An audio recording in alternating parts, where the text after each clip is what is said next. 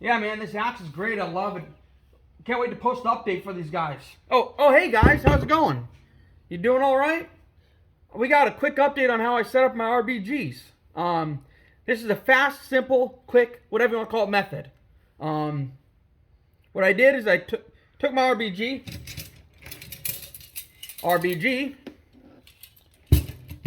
opened the ends, took a Hags clip, or Hags body grip stabilizer, 220 to 330 size, stuck it inside here, as you'll see on the other side.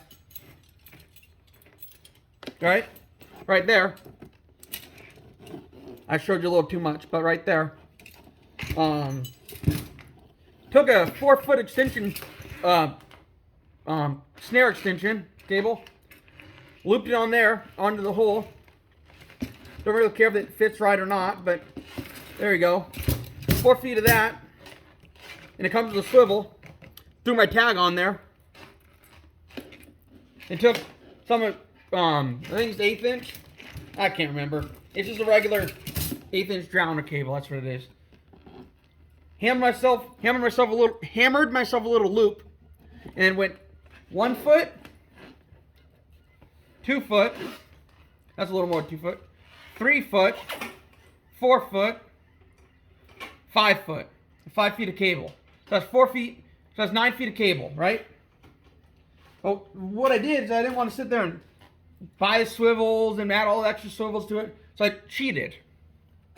If you caught what I did, you're pretty smart because I did it pretty fast. I cheated by simply putting a snare extension on here to a Hags clip. What that ended up doing is adding a swivel on the end, which makes it swivel a bit. I didn't have the extra equipment to do it right with the extra swivels and all the fancy stuff on there.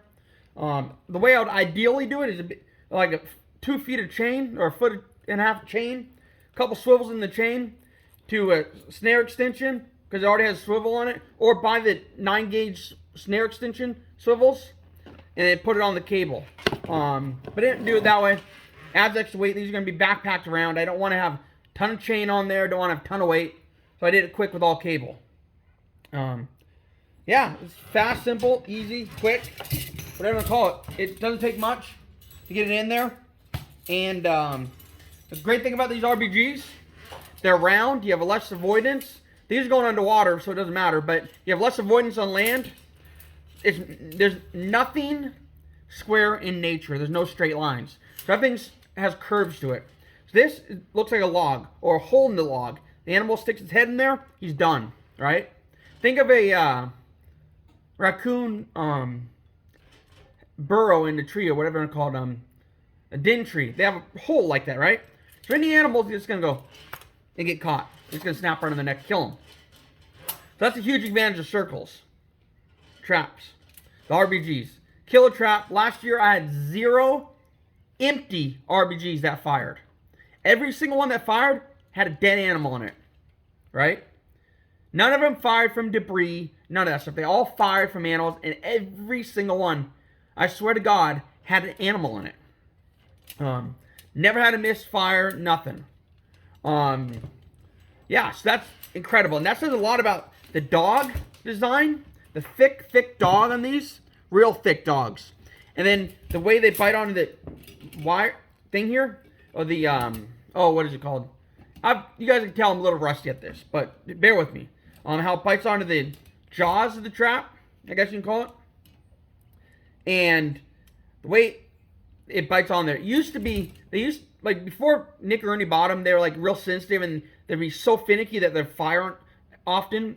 They'd fire on accident. There's problems with a few things and stuff. He fixed that. Now it's so perfect, these traps, they literally do not fire unless the animal goes through it. And that's not saying there's a lot of resistance on it. That means it's perfect. There's enough resistance where stuff won't set it off, but there's enough, it's easy enough to set up that the animal goes right through it without feeling anything. It fires, right?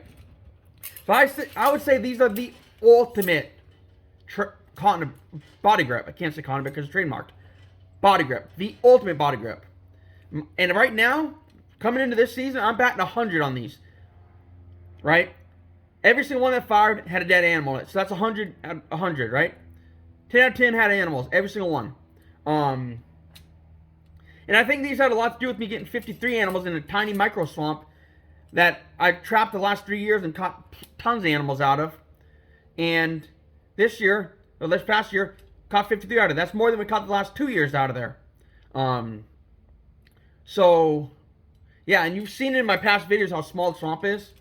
It's real small. It's a little creek type ditch thing. And right now it's literally no water in there, and the grass is over my head. That's how tall the grass is right now. So it's really jungled up. But yeah, these work great. Never fired until an animal went through them. Never misfired, nothing. And so these are a fabulous trap. You need to check out the RBGs. I'm getting sidetracked here. The way the dog sits on the trigger mechanism here is fabulous. It sits just right. There's not a lot of play in this, but it is a trigger where they hit it, it fires, they're done. And it has enough resistance where a little bit of debris can get on there. On the trigger guard, it won't cause problems. But the way the debris flows past these, on the outside, it doesn't get caught. Whereas square traps, it's like putting your hand out in the wind. Your hand catches a bunch of wind. Same thing, the debris catches on the corner of the traps. Without the corners, debris goes right past them, right through here.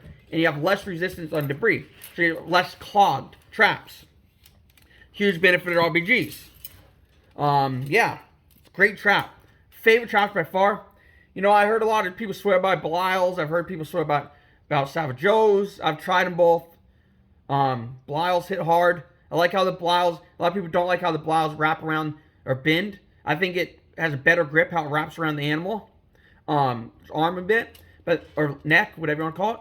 But these, when they fire, these springs sometimes will cross like this and will literally lock up so high they will fire, and this spring will be locked up to here and it'll be locked up to here. There's no getting that undone unless we compress the springs. It is so locked up.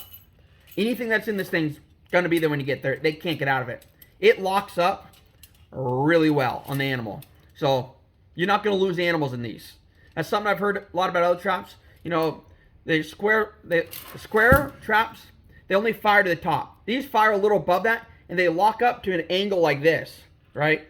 So it's really locked up. It's locked up. But it's interesting enough, it's very easy with conibear tongs to get the springs compressed and set back together, right? So you lock them with safety. That's very interesting, and they're great. I mean, there's not a lot of slop in this. There's very little slop. Very high quality rings here. The rivets are really well done. There's no slop. Like, there's really no slop there. It's just enough where it can fire and move a bit, where it doesn't gum up. And I sound like a salesman. I'm not trying to be a salesman. I'm just saying, you gotta get these. If you never tried them, or tried them when Bill Crum had them, nothing wrong with when Bill Crum had them. They worked great, right? But Nick Ernie did some adjustments. He added wide dogs on here. They're not as hard as you think to get off. They're not like the Bridger where they're hard to pop off. They're not that hard. They're very wide, very thick stock. Yeah, they're great. And he made it so the springs, I think he messed with the spring tempering a bit, so it's a stronger spring, and it has a longer life expectancy on the springs. So springs are better. The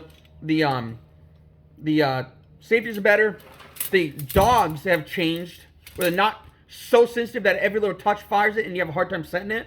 He's made it where I can set it very easily. I put the dog on, set it, and I'm done. It's no fondling around, fiddling around, trying to get it to set. It sets instantly, and it stays set. I'll literally set it in here and tap on the top, set it on the top, tap it like that, and it won't fire. And then I kind of tap it, make sure it's down, and it's perfect, ready to go. And it's primed and ready, right? That's how I do it. And like I said, I just went over how I set it up. I would go over that one more time. 9 minutes and 30 seconds into this, right? So what I did is I'll do it one more time so you can pay attention.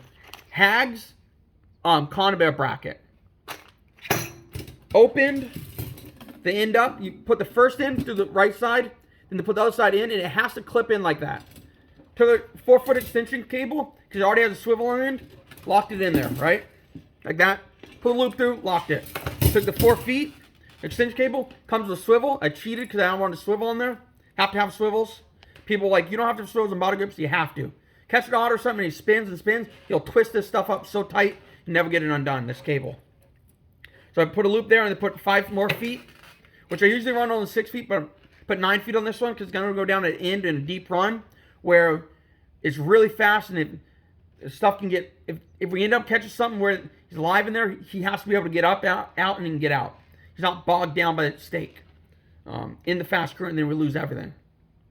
And then I just crimped it down to a real small loop here and drive the T-stake in there. I drive a 30-inch T-stake in there, right? Even though half-inch T-stakes have more gripping surface, the 30 inches are longer, and I think they have a better chance of diving into the mud and holding on, if that makes sense. I chose to go longer, deeper penetration versus thicker, more surface area in the ground, but whatever works for you. That's it. That's all I did. Oh yeah, and you saw me talking about the axe. That is coming up, my update on it, and what I think about it. So stay tuned for that. It's a Council Tools axe. Works great for trapping. You will see that coming up. And I gotta tell you guys, I'm working for another job now, so I'm gonna have even less videos uploading. I hate to say that, but work gets in the way. I gotta make my money. I gotta be able to afford trapping. Gas is $6, $7 a gallon here now, so I gotta be able to make a little bit of money. Have a good day, and go catch some fur. Can't wait to see all you guys' videos. Have a good one.